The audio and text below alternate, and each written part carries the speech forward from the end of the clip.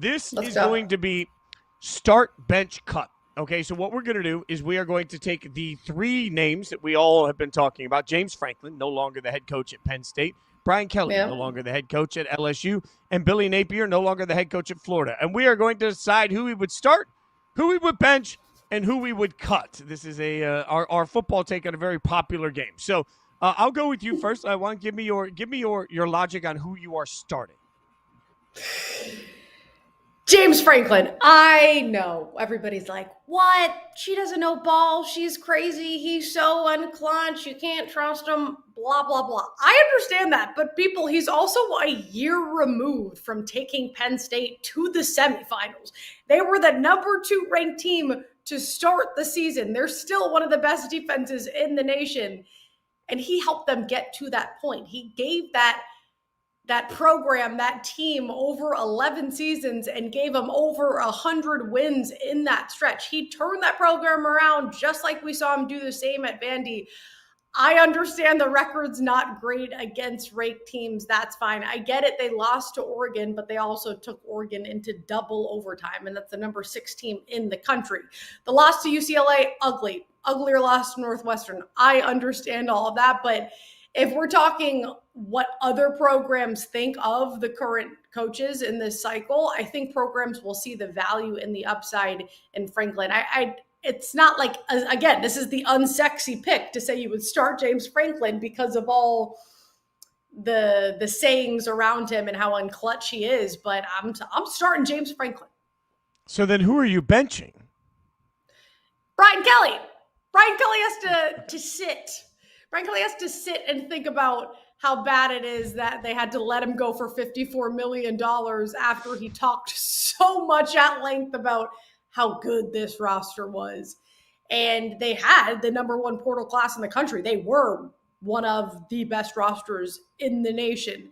The program asked donors for 7 figures to bring all of those players in. You had a Heisman favorite quarterback, and you still started 5-3. Now, the reason I'm benching him, I'm certainly not going to cut him, is because he has 300-plus career wins. He's made it to the playoffs. He has, double-digit win seasons at Notre Dame. Probably shouldn't have left Notre Dame, but hindsight's 20/20. It's whatever. He's a good coach, but it's a little concerning that he went to the situation he went to and still ended up leaving with a 5-3 record, and they gave him all of this money to go sit on the couch. So that means by default that you are then cutting Napier. Is that right? Yeah. Talk about walking into a good situation and doing absolutely nothing with it. 22-23 in 3 seasons. They had the 12th best roster according to 24/7 Sport heading into this. He was given all of the resources you could imagine to build, and the best he could do while there was an 8-5 record. He was stubborn about giving up the play calling duties, didn't want to hire a real OC. I understand he had an impressive run with Louisiana, but that's not Florida. And the resources and the talent he was given, he did nothing with, so he's out. Alarmingly, we have created start, bench, cut lists that are completely different. Okay, completely different. Yeah, so okay, let's hear it. I respect your logic on all of it. It was very good. It was just all wrong. All right, so let's go to who we start with. Right. I'm gonna start Brian Kelly. Because Brian Kelly has a better winning percentage than James Franklin. Because Brian Kelly, to your point, absolutely knows how to raise money, which I think is important in college football, and knows how to accumulate the best talent available that he has to him. So when he was, let's say, constricted a little bit with the ability to recruit at Notre Dame, he still got enough talent in to win at Notre Dame. When he had no constrictions, he can win at LSU. Is he winning at enough of a clip for LSU? No, but at many programs, would his winning percentage be electric? Yes. I mean, again, 34-14 at LSU, and we treat it like it was an abject disaster because of the talent he had. But that's talent he brought in. No, he's not a very engaged coach. No, it doesn't sound like he's all that great a dude. I don't know him, but it sounds like what we continually hear on him makes people wonder about whether or not he's even engaged enough. I'm not sure he cares enough about anything to go out, but I'm starting him because at the end of the day, if I just need to get bodies in the room that I think can win football games, something, by the way, Belichick wasn't able to do at North Carolina, I want that. So I'm going to start Brian Kelly for that reason, which means then this is where things get shocking. I'm going to bench Napier because Napier sucked at Florida, and that's fair. Correct. Napier did not suck getting to Florida. Maybe he just wasn't ready for what Florida is. Maybe he's better, with the Raging Cajuns type atmosphere. Like, I think there's going to be, especially, we were told by Stephen Godfrey the other day on this show that this year there may be up to as many as 40 job openings in college football this season.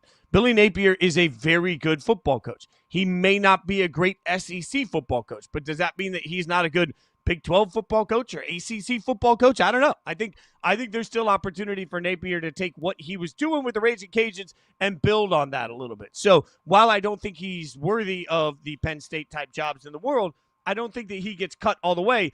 I cut Franklin, and I cut Franklin because I'm looking at this by default. It was going to come down to Kelly or Franklin. And for me, I cut James Franklin for the exact reason you just mentioned, that, if we're going to be honest, he just struggles in big games. But also, it just feels like there's not always a clear-cut identity to what James Franklin football looks like. Like, think about over the course of the last couple of years. They bring in a new offensive coordinator from Kansas that's supposed to broaden everything out, make the offense more electric. For like 2-3 weeks, it was more electric. Then all of a sudden, it started to shut itself down, and we've seen nothing since. We don't see some great moment of development. So I don't see the same level of talent. Now, you could say that's Penn State versus LSU and the coffers that they have to deal with. But either way, I don't see the same level of talent, and I don't see any more development of that talent than I see with any of the others that we're talking about, and he can't win big football games. So if you take all of those things together, if all he's going to do is win the games he should and lose the games that he should along the way, well, hell, that's pretty replaceable. So I'm going to cut him for now because I can get that return on investment almost anywhere without having to deal with any of the extra drama that could come around having to pay James Franklin. So I start Kelly, bench Napier, I cut Franklin. Have I changed your mind at all with my logic? Billy Napier doesn't have a single win against a ranked opponent away from home. Not a single win. Not a single win away from home. It's the stigma around James Franklin. That's what it is. That's what everybody always goes back to. He does win games. And like I said, like the fact that they fired him after all the time, I understand those last 2 losses were tragic and they were terrible.